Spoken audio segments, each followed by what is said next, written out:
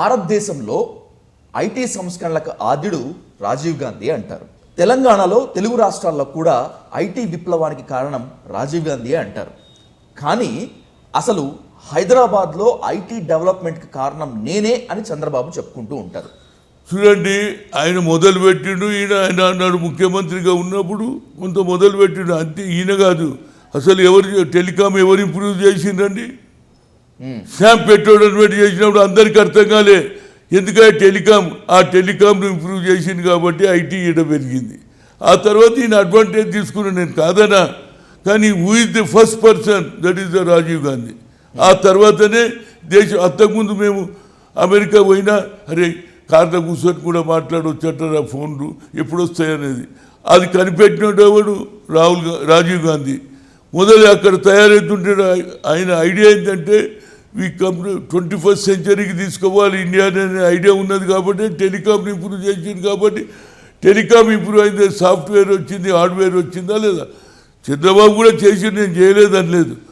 కానీ ఆయన మొదలు పెట్టిన తర్వాత ఈయన దాన్ని అడ్వాంటేజ్ తీసుకొని మొదలు పెట్టిండు. ఇక్కడ అందరు దాని తర్వాత కంటిన్యూ చేస్తున్నారు. అంటే ఇది ఒక పెద్ద హబ్ అవుతుంది.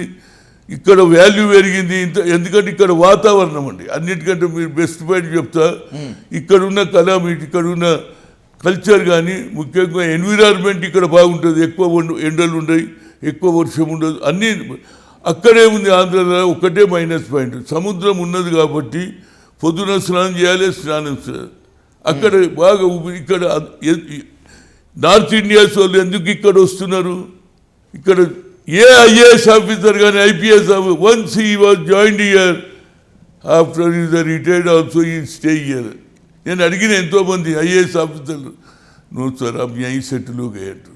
నువ్వు చూడు ఎంతమంది, more than 70% IAS IPS settled year only.